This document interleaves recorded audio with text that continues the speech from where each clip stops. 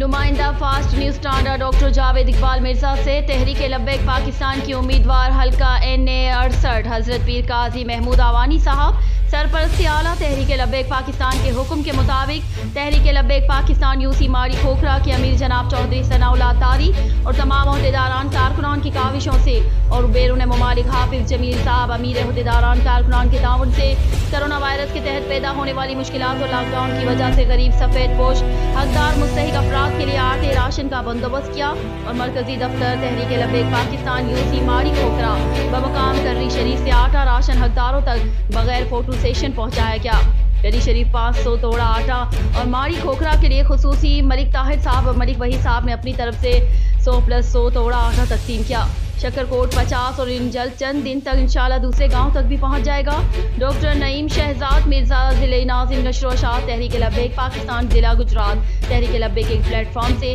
عوام کی مشکلات کے ازالے کے لیے کام جاری رہے گا۔ اس مشکل صورتحال میں ہم عوام کے ساتھ ہیں۔ Report doctor Javed Iqbal Mirza ٹانڈا۔